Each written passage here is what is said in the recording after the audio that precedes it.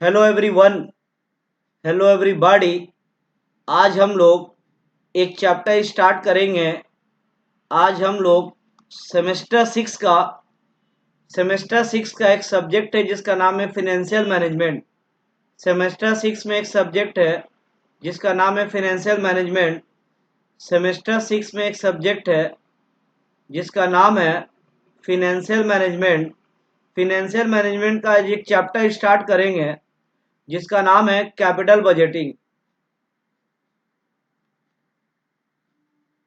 Financial management का आज एक चैप्टर स्टार्ट कर रहे हैं जिसका नाम है capital budgeting. Capital budgeting semester 6 में कैपिटल बजटिंग से सम्स आएगा, दो सम्स आएगा, दो प्रैक्टिकल सम्स आएगा। अपार्ट फ्रॉम थ्योरी को छोड़ के दो सम्स आएगा 10-10 मार्क्स का। यानी यही चैप्टर से, सिंगल चैप्टर से 20 मार्क्स का प्रैक्टिकल क्वेश्चन होगा। सिंगल चैप्टर से 20 मार्क्स का प्रैक्टिकल क्वेश्चन होगा, दो क्वेश्चन आएगा। यानी बाकी कोई भी चैप्टर फाइनेंशियल मैनेजमेंट में 20 मार्क्स का नहीं है, 10-10 मार्क्स का एक एक क्वेश्चन आता है, 10 मार्क्स का, 10 मार्क्स का। But this is the only single chapter जिससे दो क्वेश्चन आएगा 10-10 मार्क्स का। यानी ये चैप्टर से आपको 20 मार्क्स का प्रैक्टिकल क्वेश्चन आएगा। तो आज हम लोग पढ़ेंगे कैपिटल बजटिंग। कैपिटल बजटिंग, तो सबसे पहले कैपिटल बजटिंग क्या होता है? कैपिटल बजटिंग एक डिसीजन मेकिंग प्रोसेस है। कैपिटल बजटिंग एक डिसीजन मेकिंग प्रोसेस है। यानी हम लोग को चैप्टर में डिसीजन लेना है। हम लोग को चैप्टर में डिसीजन लेना है। तो क्या चीज का डिसीजन लेना है? हम लोग को चैप्टर में डिसीजन लेना है कि कौन सा फिक्स एसेट्स,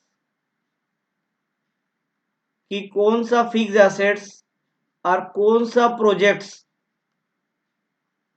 कौन सा फिक्स एसेट्स और कौन सा प्रोजेक्ट में पैसा इन्वेस्ट करना चाहिए, और कौन सा फिक्स एसेट्स, कौन सा प्रोजेक्ट में पैसा इन्वेस्ट नहीं करना चाहिए। हम लोगों को चैप्टर में डिसीजन लेना है कि कौन सा फिक्स एसेट्स, कौन सा प्रोजेक्ट में पैसा इन्वेस्ट करना है, और कौन सा फिक्स एसेट्स, कौन सा प्रोजेक्ट में पैसा इन्वेस्ट नहीं करना। तो किसमें पैसा इन्वेस्ट करना चाहिए और किसमें पैसा इन्वेस्ट नहीं करना चाहिए, उसके लिए बहुत सारा मेथड्स है। उसके लिए बहुत सारा मेथड्स है, और मेथड्स को एक और नाम दिया गया टेक्निक्स।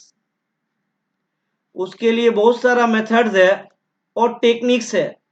ये मेथड और टेक्निक्स आपको बताएगा कि कौन सा प्रोजेक्ट में आपको इन्वेस्ट करना चाहिए और कौन सा प्रोजेक्ट में इन्वेस्ट नहीं करना चाहिए।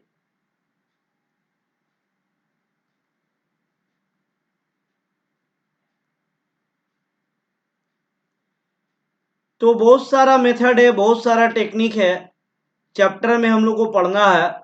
सबसे पहला जो मेथड और टेक्निक हम लोग पढ़ रहे हैं उसका नाम है पे बैक। उसका नाम है पे back period.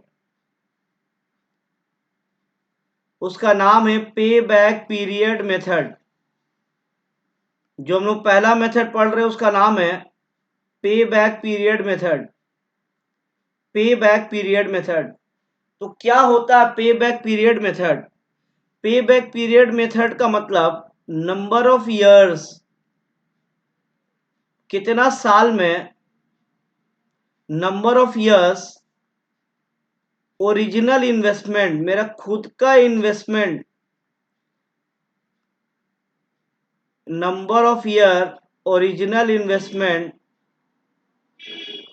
Will be return back.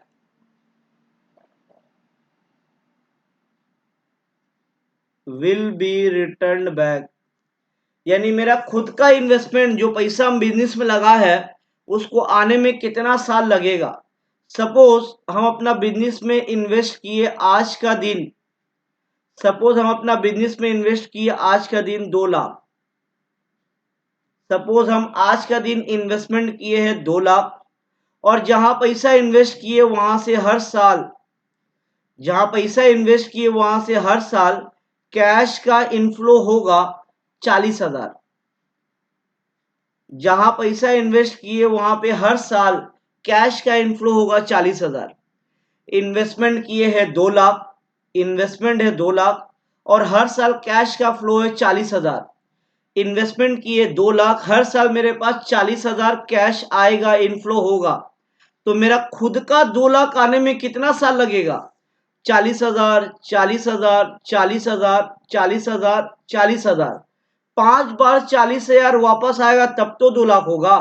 यानी मेरा खुद का इन्वेस्टमेंट जो 2 लाख हम किए हैं उसको आने में लग जाएगा 5 साल, उसको आने में लग जाएगा 5 साल। तो ये जो 5 साल है, ये जो 5 साल है इसी को बोला गया है पे बैक पीरियड। ये जो 5 साल है इसी को बोला गया है पे बैक पीरियड। यही 5 साल को बोला गया पे बैक पीरियड।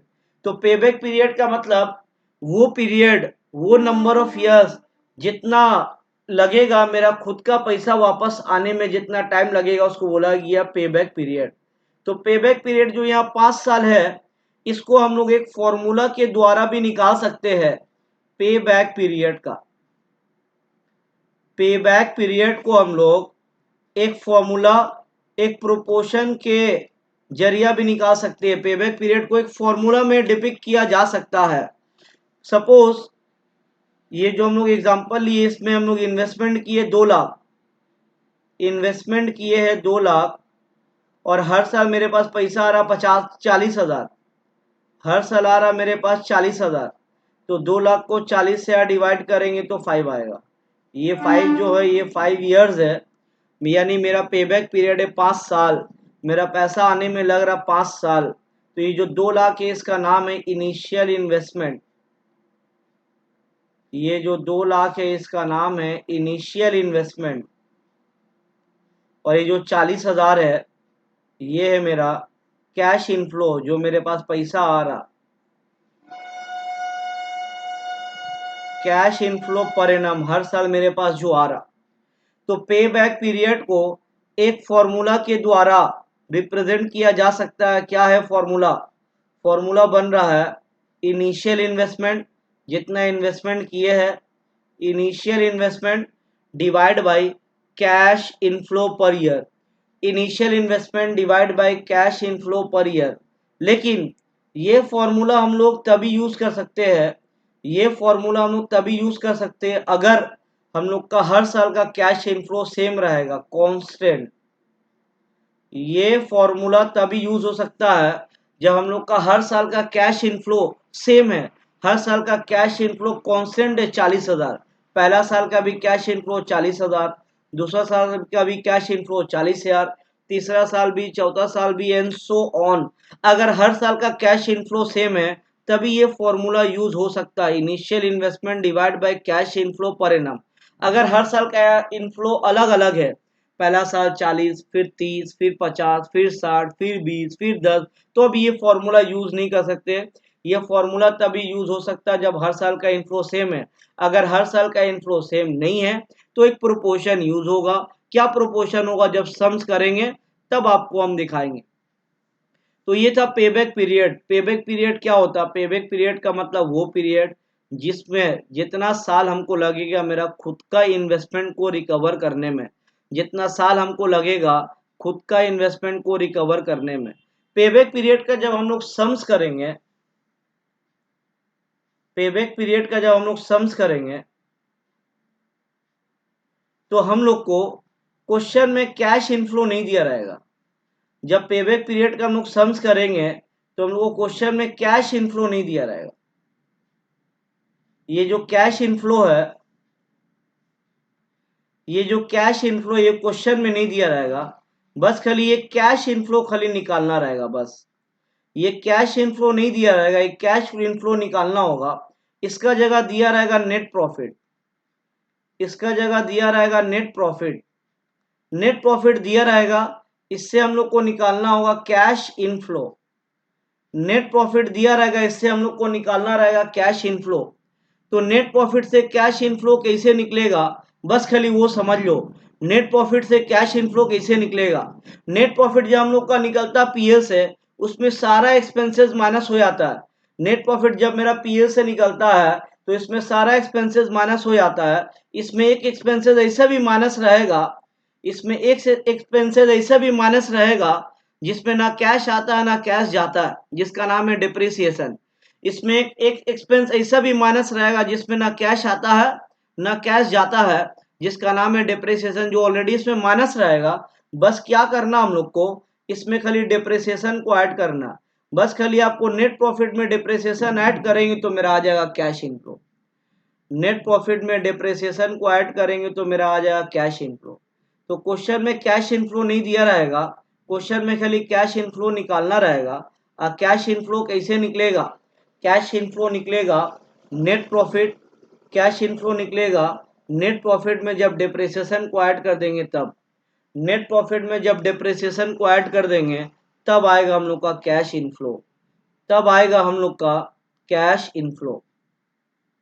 तो अभी हम लोग एक क्वेश्चन जो ईयर में आया है उसको अटेम्प्ट करेंगे। अभी हम लोग एक क्वेश्चन जो ईयर में आया है उसको अटेम्प्ट करेंगे। क्वेश्चन नंबर 1 पेबैक पीरियड का एक क्वेश्चन है जो ईयर में आया हुआ है, उसको हम लोग अटेम्प्ट कर रहे हैं। क्वेश्चन नंबर 1, क्वेश्चन नंबर 1 करेंगे अभी हम लोग पेबैक पीरियड का। क्वेश्चन नंबर 1 करेंगे हम लोग अभी पेबैक पीरियड का।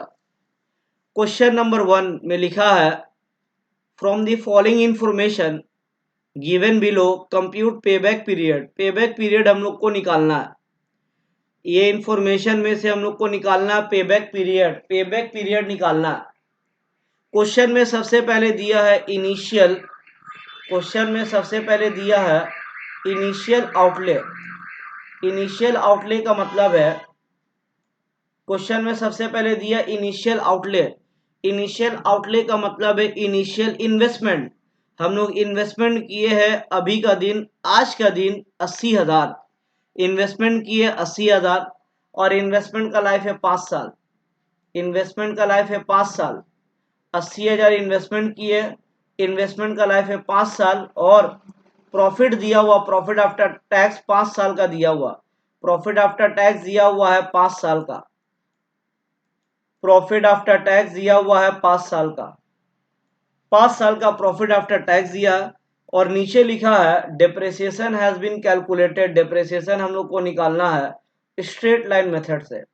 डेप्रिसिएशन हम लोग को निकालना है स्ट्रेट लाइन मेथड से, और हम लोग को इसमें से निकालना पेबैक पीरियड। पेबैक पीरियड तो कैसे निकलेगा पेबैक पीरियड, क्वेश्चन नंबर 1 कर रहे हैं हम लोग। क्वेश्चन नंबर 1 कर रहे हैं हम लोग। सबसे पहले इनिशियल इन्वेस्टमेंट क्वेश्चन में दिया, इनिशियल इन्वेस्टमेंट है 80,000, इनिशियल इन्वेस्टमेंट है 80,000। उसके बाद इसका लाइफ दिया था, एस्टिमेटेड लाइफ, लाइफ है 5 साल, तो इसके लाइफ से निकलेगा हम लोग का डिप्रिसिएशन, लाइफ से निकलेगा हम लोग का डिप्रिसिएशन। डिप्रिसिएशन होता है ओरिजिनल कॉस्ट यानी इनिशियल इन्वेस्टमेंट डिवाइड कर देंगे लाइफ से। इन्वेस्टमेंट है 80,000, लाइफ है 5 साल, 80,000 को 5 से डिवाइड किए तो आया 16,000। मेरा इन्वेस्टमेंट का, मेरा एसेट्स का हर साल का डिप्रिसिएशन है 16,000। तो डिप्रिसिएशन आ गया 16,000। ये डिप्रिसिएशन यूज होगा, ये डिप्रिसिएशन यूज होगा कैश इनफ्लो निकालने के लिए। क्वेश्चन में कैश इनफ्लो नहीं दिया है, क्वेश्चन में दिया प्रॉफिट आफ्टर टैक्स।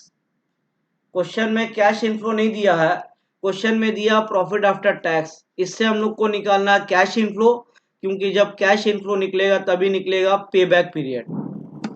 तो हम लोग अभी यहाँ निकाल रहे हैं कैलकुलेशन ऑफ पे बैक पीरियड, कैलकुलेशन ऑफ पे बैक पीरियड।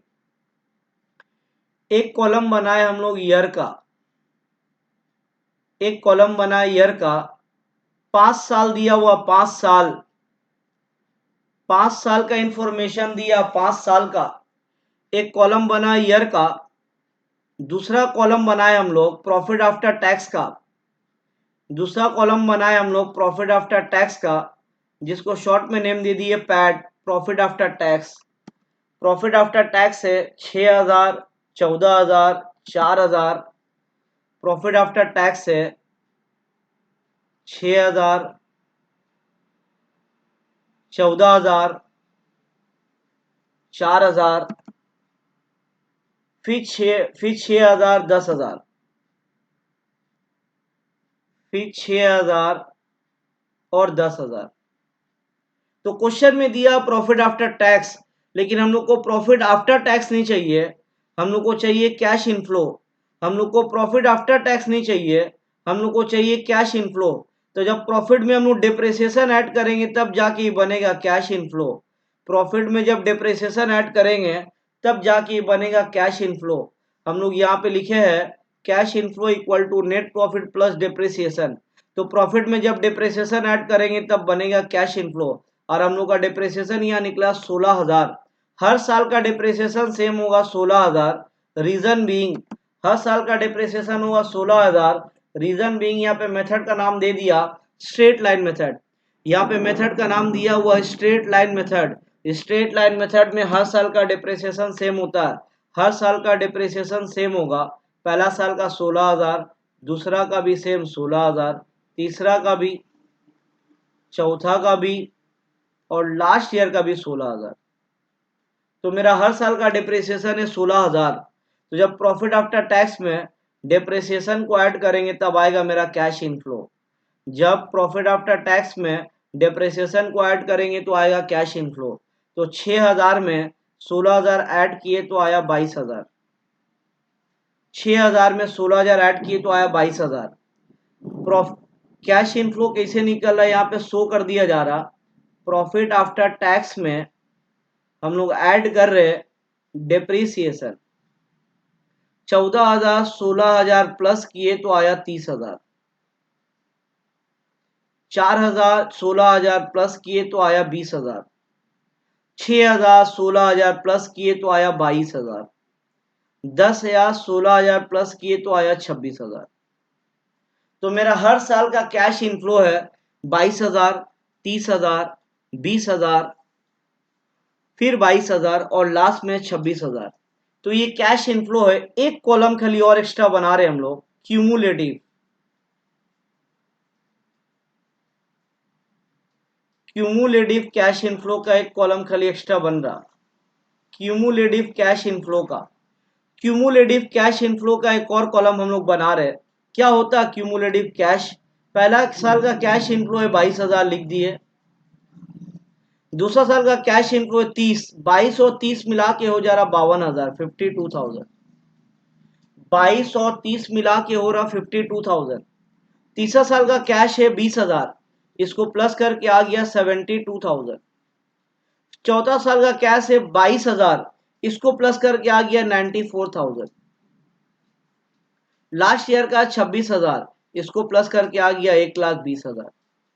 तो 5 साल में लाइन से सारा कैश इनफ्लो को प्लस किए तो आया 1,20,000। यानी 5 साल में मेरा पास कैश आ रहा 1,20,000।